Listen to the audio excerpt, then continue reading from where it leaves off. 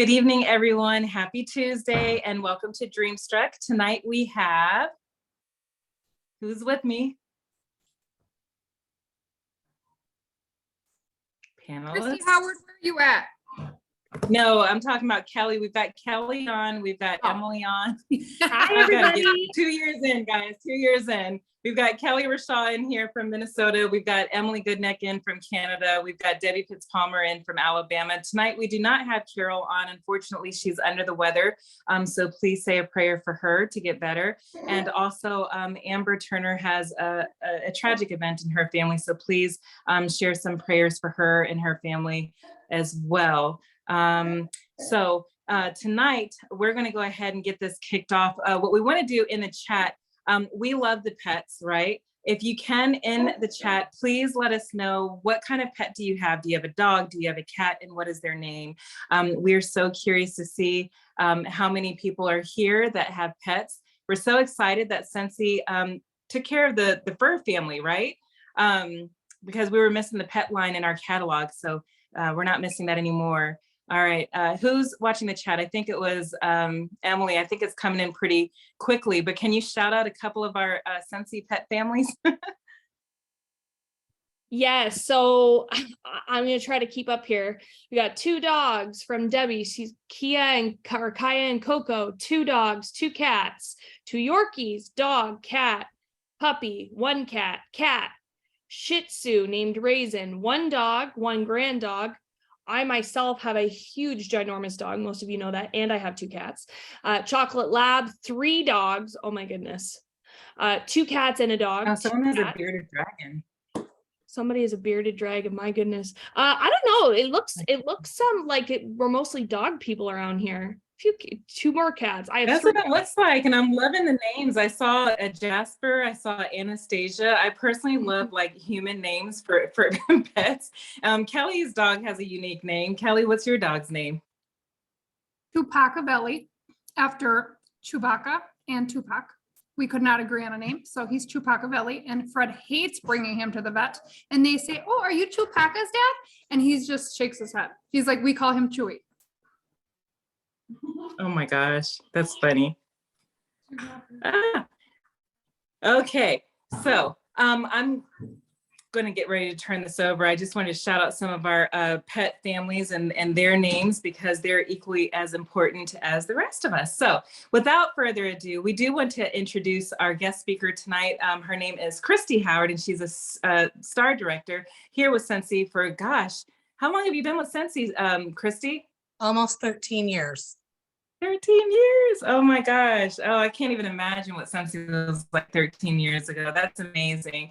We are so thankful that you're taking time out of your schedule tonight to speak with us. Whenever I think about pet rescues or pet fundraisers, I personally think that you're the queen of it all. It's been a passion of yours for years. And what you do is very effective and it helps so many animals. And so we're very thankful that you're willing to share. I know you can't share it all because it's almost probably 13 years worth, but if you don't mind sharing, it's just, you know, some of the key points of what you do to help your local community. Absolutely. It's local and national too. So you don't have to just stick locally. Thank you for having me on. It's great to be part of this group. I'm in Carol's downline, so it's fun to be representing her and her sick butt tonight. So, and I have to ask Emily, you said you had a very large dog. What kind of dog do you have? A Saint Bernard. Okay, I have 4 English Mastiffs in the house. So you get it. I totally get it. Yeah. So grew up with a Saint Bernard, but animal rescue has been a passion of mine. Several of you maybe have heard me speak at reunion or trainings, but I actually joined Sensi not wanting to sell Sensi. I actually joined at a fundraiser that somebody was doing for my Mastiff rescue. And I had never even tried the product, touched the product. It was a friend that had signed up and I was like, sure, come do a fundraiser for us. And at the time, the rules were a little bit unclear, not as clear. So I also own several retail stores, dog bakeries actually. And so everybody came to my bakery after work one night and we hosted a party. I didn't know what kind of scent I wanted, so I just joined. And I told her, I'm not selling this. I don't look at me to be a consultant. I don't do direct sales, but I'll support it and I'll buy. Well, Kit went in the closet, didn't think a thing of it. And then somebody needed a fundraiser for a friend. And so I just kind of said, sure. It got me to Sensational Start level 1. Didn't have a clue what that meant. Still, still hadn't taken the kid out of the closet. Then I got the postcard that said I was going to be terminated and I didn't want my sponsor to look bad. So I was just going to place a quick order. And then I thought, well, maybe I'll throw something up online for fundraising for my Mastiffs again. And it ended up being an $800 fundraiser, which back then is when you could post on Facebook and people would instantly buy like that. And it was new and it was novel and it was great. Well, it kind of clicked. People started joining my team. I became a director within the first probably 6 months. Still not knowing what I was doing, but I knew that there was something that I could do to help raise animals. I'm very blessed. My husband has an amazing job. I have the bakeries. I wasn't looking for a career. I wasn't looking for extra money for myself, but if I could help others and I could help animals, I'd been volunteering with animal rescue since literally I was probably 13 years old when I started walking about 4 miles one way. We lived in the mountains to a shelter to walk dogs. So it's always been a passion of mine.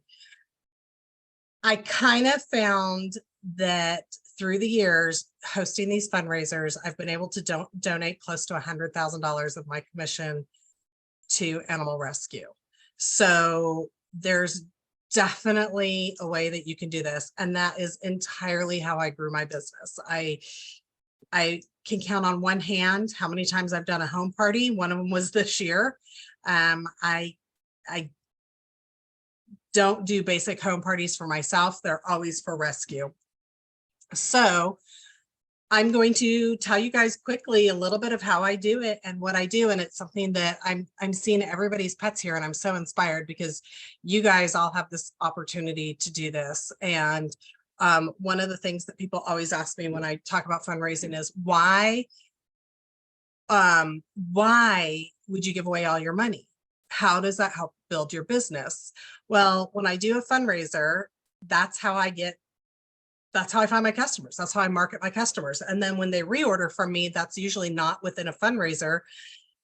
I take good care of my customers and they reorder from me. And that's how I built my other part of my Scentsy income, that I have a 6-figure a year Scentsy, I make more money with Scentsy than my bakeries. So it's definitely worth doing. But people always want to know how to start, where to find these rescues. I will tell you, you will waste a lot of time reaching out to all these random rescues because they're overworked. They're just exhausted. The last thing they want is to hear from a direct sales company that's trying to sell them a fundraiser. And it sounds great. You want to give them money and stuff, but honestly, it's just too much to put on their plate. So what you need to do is take that off their plate and look at all these people, look at all your animals. I want you guys to think back. Where did you adopt your animal if you adopt it? Or you can post something like, this is one of my favorite posts when I need parties. I'm going to teach you 2 ways to find parties. The first one is, if you have a rescue animal, rescue pet, what is it? Where did you get it? Where did you adopt it from? So right there, you have a personal connection. So I'm going to use just any name on here. Lacey, I'm going to grab your name. It's right there in the middle of my screen. And I'm going to be like, Lacey commented that she has a dog named Fido. So I'm going to reach out, and she got him from, Lucky Dog Rescue. So I'm going to reach out to Lacey and I'm going to be like, oh my gosh, I love the fact that you rescued Fido from Lucky Dog Rescue. I would love to help your rescue that you adopted Fido from by doing a Scentsy fundraiser. So right here, I have a personal connection to that rescue group. I'm not some random person. Lacey is a former adopter. Lacey might even be a volunteer with them. I don't know. You can also put that, who volunteers with a rescue. So we are looking at that, and I'm looking at Lacey and I'm like, I would love to help you. Would you mind introducing me to somebody at Lucky Dog Rescue? And Lacey's like, yeah, because Lacey wants to look good. She loves Fido. She wants to return the favor. She wants to show them. So when I do a rescue fundraiser, there's two ways that I do them. And this is the one that is the most successful, and it can't be done all the time because if somebody's out of the area. But I love to actually do my parties in two parts. I don't do traditional home parties for myself. I'm just, honestly, it terrifies me, but I can get out there and rescue, and I can do a home party for rescuing and making money for others. So I will find that either Lacey is going to, I'm going to ask Lacey if maybe she would host a party in her home and invite some of the volunteers that are local to that rescue group. So we come together with the volunteers in one of the volunteers' homes. And we have a home party. Basically, it's just a sniff party. Basically, it's super easy. They come, they order, I donate my commission, and then I put that into an online party. So that online party is an extension of that home party, because basically, if Lacey's hosting this party, she doesn't want to invite all these random people that don't know people into her home for a party. She also doesn't want 100 people showing up at her house that she doesn't know. So I always keep that very intimate. And what it also does is I always do that one first, because then the people that attended the in-home party are more likely to share the link for the home party. They're able to say, oh my gosh, I got this product. I ordered this product. It's amazing. It's great for pets. And it'll go towards our rescue. Well, right now you probably have between 5 and 10 people that were at that party. They're out being your salesmen. They're out hosting, and they're your salesmen for your party. And they also, these rescue groups have these lists of people that they're former adopters, and then they're more likely to share that with you, and then they order. I'll also do Facebook parties with them. And we have people ordering. I have made the mistake where I did like 3 of them at one time. I thought, oh, brilliant. We'll just post it all 3 of them at the same time. I can answer questions. It was total chaos. It was awesome, but it was total chaos. So I suggest focusing on one at a time. But you need to find somebody that has a connection first, because randomly, they're more than likely not going to accept your generosity, which is a shame because we have an awesome product. But that is one thing. The other way that I have done online parties, and the way I get online parties, is I will do a mystery fundraiser. And if you've ever heard me talk, I love my mystery fundraisers. You can do it pet specific, and this can actually be used anything, any rescue. I mean, it doesn't have to be dog rescue. It can be any charity actually at all. It can be anything you're passionate about.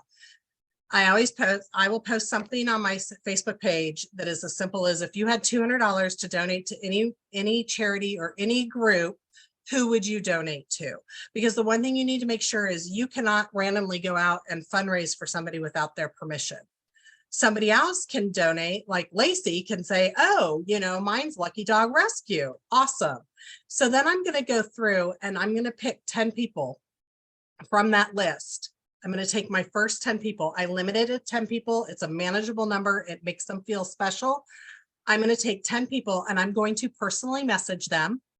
And I'm just going to be, hey, I am doing a mystery fundraiser, and I am going to put everybody that orders in, their name is going to go into a drawing. Whoever I draw, they're getting my commission for that party. Now, if they don't order, and that's fine. I've had people not order before, but that 10 person, I'm going to ask if I can fundraise on their behalf, if I can add their name to this mystery fundraiser. I will draw a name out of all those orders that I have from just those 10 people. They don't know each other. They don't know. It's not a party. It's just basically I'm taking orders at this point. I'm going to draw that person's name and I'm going to be like, Lacey won with Lucky Dog Rescue, but Amanda, Misty, Kelly, Jennifer, you guys, I'm going to reach back into you individually and I'm going to say, hey, Misty, I am so thankful and I'm super excited that you are really passionate about, you know, Global Sloth Rescue Club of Tennessee chapter. Lacey won our drawing, so Lucky Dog Rescue got the commission check for this one, but I would love to do a fundraiser just for your group. So I'm going back to Misty and I just booked 10 parties, you guys. I just booked 10 online parties with people that have a passion. I know what they're passionate about. So at this point, I'm going to have Misty share a special party link that is just for her. And I'm going to talk to Misty. If Misty's close and we want to do something local and they might have a chapter meeting of something every month. We've got a reptile group here in DFW that meets monthly. And I have a consultant now that I met through a fundraiser. I did a fundraiser for her group. She joined my team. So now she knows and has this contact at this rescue reptile club every month. And she's able to do a party at that reptile club. I will tell you right now, if I went into that reptile club and said, hey, I want to come set up Scentsy, they'd probably, you know, kick me out the door faster. They'd probably, you know, shove a venomous snake in my face. So I now have a consultant that I met through fundraising that has gotten that door.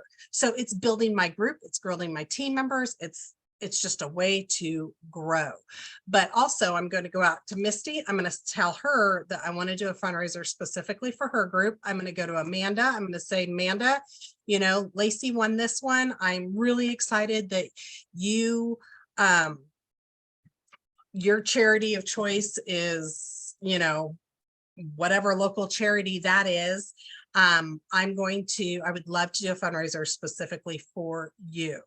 So basically, I'm going to go to everybody that came in my initial 10. Now, once I've done my 10, I'm going to go back to my list. I'm going to pick the next 10 and I'm going to do the exact same thing. I'm going to collect orders from them. I'm going to draw a name. Now, because of the pay to play, you have to be able to put their name in even if they don't order from you. And I've only had one person in all the years that I've been doing this. I've only had one person that didn't order, that I drew their name. I still donated to their cause. I still took care of them just like I would normally. The only thing I didn't get was an order from them specifically. I did go on to have a very successful fundraiser with their own charity. So at that first 10 people, you don't want them to invite. If Theresa's in my first 10 group, I don't want Theresa to invite a bunch of people. This is not Theresa's time. This is, you know, Christy marketing time, Christy behind the scenes marketing time. So I don't want Theresa inviting other people. This is exclusive, Theresa, just for you. Please don't share this link. Please don't let anybody else know. This is exclusive for your, you know, I chose you. I picked you. Through that, it just grows and grows and grows. And it's just this little spiraling effect. And I always am able to grab a rescue. I'm always able to grab a fundraiser. How I grow my team through fundraising, I will recruit people that I do fundraisers for. I have one group that we have a group, Allie's Animal Haven here is local to us. And I would probably do 2 fundraisers a year for them. They would be about between 1,500 and 2,000 for their fundraiser. And I couldn't get them to reorder. I mean, I'm sending my thank you cards. I'm sending follow-ups. I could not break into that group. So I went to the president of the group that I'm friends with, and I became better friends with because I'm fundraising and sending them nice checks a couple times a year. So I went to that president and I said, Robin, this is crazy. You guys do these amazing fundraisers twice a year. You guys could really, really, really benefit if you had a volunteer that your volunteers, your fellow volunteers trusted and had a relationship, could order from constantly. And you would always have a link up for Scentsy for a fundraiser. Who do you have that could join my team and do this? Because I think that, you know, Allie's is leaving money on the table. And she immediately had a name. She contacted the person called me and she's like, so I'm signing up for Scentsy. What? I heard I'm signing up for Scentsy. I'm like, yes, you are. And so now she has on her page, she always has an Allie's party open, and her fellow volunteers that she has relationships with. She's the adoption coordinator. So she has all these people that she knows that have adopted dogs. They go directly to her. I'm not getting it directly, but it's my team member that's getting it, which is awesome. And as you guys know, that's how you grow your business, is through your team. So she is able to capture those orders all year long and not just twice a year. So that is, don't be afraid to start those relationships, but you have to, cold calling is a waste of your time. Don't waste your time doing it. You all know more people than you know. Look at just asking. Emily asked that question tonight. Emily asked one simple question. People love their pets. People love their animals. People love to talk about their animals. I will tell you, I love my animals to pieces. I have 2 macaws. We have in our house, we have 2 macaws, 2 snakes, fish, 4 English Mastiffs, 2 Chihuahuas, and we have 2 Canadian Goose that come every year. We are wildlife rehabbers that I met from somebody that I did a fundraiser for. We became sub-permitted rehabbers with them. And so we have geese now that are in our care, all through Scentsy fundraising. And God bless my husband. No, so, but it's super, super easy if you just put it out there and make it about them. It's not, I'm trying to find a fundraiser to fundraise for. People hide from that. They're like, oh, it's going to be a direct sales scam. I don't want to have to do that. You got to make it easy for them. I don't do a lot of large, Scent Circle fundraisers, school fundraisers. This is just kind of where I found my passion. And if you have kids and you have something, dance classes or any kind of, I know Maggie Hensley's my frontline, and foster care is her thing. And she has a whole network of foster families and the whole foster care family system that's her passion. That's where she can find people. That's how she can fundraise. That's where she's finding hers. So if it's not animal rescue, find something that you're passionate about and go at that. Find the people that are relatable to you. So I know I rambled and threw a ton of word vomit at you. So questions, I am more than happy to share anything. First of all, you're amazing. If I could stalk you for like a month, I would, because you're just like, you'd be so bored. You'd be knowledge. Like, no. You're seriously like a wealth of knowledge when it comes to all of this, and just a hidden gem. And so we really appreciate it. And I know that we're blessed to have you on here tonight, sharing this with us. So what I heard is that you don't do home parties per se with people, because maybe people scare you, but you have a couch with fur babies all over, and you're still partying somehow, some way, right? You found a new way to party and to give back to the community, but also to, bless your business as well. So I think that it's just remarkable what you've done. So I know Emily was watching the chat. Did you see any questions that popped up? I know I was trying to answer some of them in the process. Is there one that we may have missed? No, not that I saw. Mostly everybody said they love the idea of the rescue fundraiser or the mystery fundraiser. People said they were going to implement these ideas. So that's great. One person, Joe's iPhone, I'm not sure exactly who that is, but it says, do you ever That's Rhonda. Okay. Do you ever ask the rescue to send an e-blast to their adopters with directing questions straight to you? Absolutely. So Humane Tomorrow is another group, and they will send out, well, until they got one of their own consultants, they would send out the party link with my information, and I would have people come directly that way. Somebody asked if I use jot forms. I love jot forms. A QR code and a jot form is like, oh, that's my love language. So yes. Okay. There is I another see one. Kelly has a question too.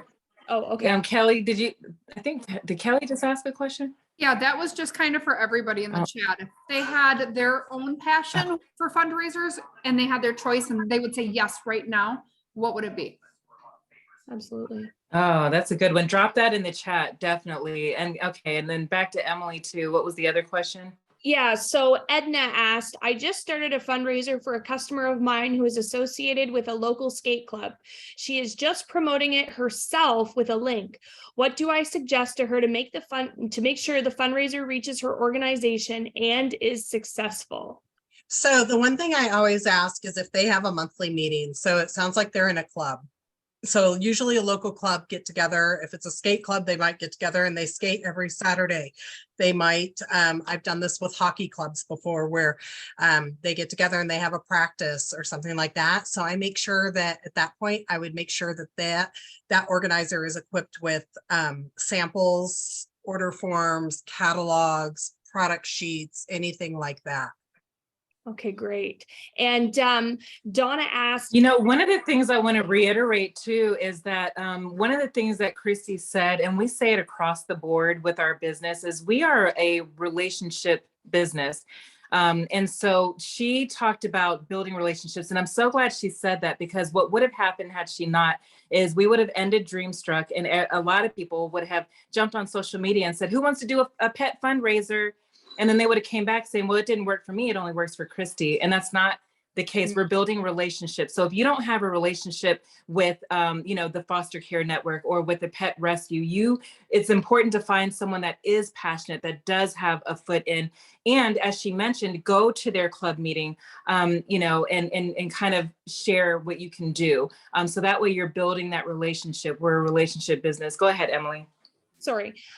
So Donna asked, does she approach vets? I'm assuming she's asking you, Christy, if you will approach veterinary clinics. So I do have some vets. My vet has tons of Sensi. I have a vet tech on my team that's very, very successful. I have one of our head surgeons in our area. She is a big Sensi fanatic. I have team members that work at emergency animal hospitals now, and they kind of take care of their groups, but absolutely. You'll see a lot of negatives. Sometimes you'll see, oh, the scent, but I mean, if you lock in, there's a lot of veterinary clinics. People are anti-Sensi people will bash scent with animals and it's horrible and you're poisoning this. And I mean, we ran into this with my wildlife rescue. She ran into the oily anti-MLMers and hit her hard, and you're killing your animals with this. And it's not true. I mean, my vets use it in their clinics, and they used to sell candles. Now they have Sensi and they send them to us. But yeah, veterinary clinics are great. And and you guys, if you have it, take 1 or 2 days, 1 day a week, 1 or 2 days a month, and go volunteer at your local shelter. I mean, they're always looking for volunteers. If you don't have anywhere to go volunteer. You don't have to always foster to be a part of the rescue network. They're looking for people to transport. They're looking for people to write thank you cards for them. They are looking for people to help in other ways. You don't always have to foster. You don't always have to give like money up front, but they're always looking for somebody to help, with their social media, somebody to help with that. Go volunteer with them and build a relationship that way. I love that. That's another way. So Christy, is there a particular scent that you've noticed over the years that your audience, your fundraiser audience gravitates to for their pets? Coconut lemongrass and Luna. Luna's always a winner. Wow. Yeah, you cannot go wrong with Luna. I also heard the pet rescue that I do, guys. I do a Dachshund pet race, and it is so fun every year watching these dogs race. Some of them are in wheelchairs. It's just the cutest thing ever. But a lot of my sales are cinnamon based. The customers that come by my booth says that the cinnamon really helps, with some of the pet odors that they have. So I want to toss this over to Kelly. Kelly, do you have any questions? I thought my mind is blown with this training, but what do you have any questions or anything that you'd like to add? No, I just want to thank you for sharing your time with us. It's always amazing. And it's also a good refresher for those of us that do them. I'm not the greatest at them, and I am working on getting better. So I'm always taking notes, and every single time I listen to Christy, I learn something new that maybe she didn't stress in the last one, or something new came up. So it's always an amazing training on fundraisers. And Misty, I'm going to touch on this really quick. Misty quoted that maybe my vet started with an angel fund. I actually am the co-founder of my own 501c3 now, the Duke and Oliver Foundation. So I fundraise a lot through that. And then I will disperse funds randomly, which has been amazing. So sometimes I just collect money. I'll do a fundraiser through my group and then just send it through. We like to give money away to other animals in need. And then that's also a really good gateway to get Sensi in with them. That is such a blessing. Listen, thank you so much. I know that you have a lot going on in your world too. And so for you to take a lot, right when I thought it was a lot, then tonight I was like, whoa, it's even more. So, I know, but again, it's fine. I mean, my husband's aunt died this week, and so he's at the visitation tonight, and I really didn't want to go. So thank you guys for having me tonight, and getting me out of that. I still have to go to the funeral tomorrow. If you guys have something at 1 tomorrow I can work on, that'd be great. No.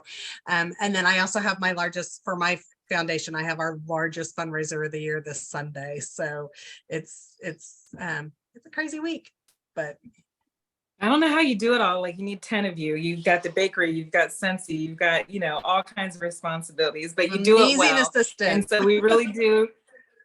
You do. Thank you so much. And if any of us can do anything to help you or your team, please don't hesitate to reach out. We think that you're amazing, and what you're doing for the community, and even nationally, as you mentioned, is really awesome. So thank you so much, and hope that the week gets better and that you find something to do at 1 o'clock tomorrow. Good night. Thanks, guys. Good night. Have a good night. Good night.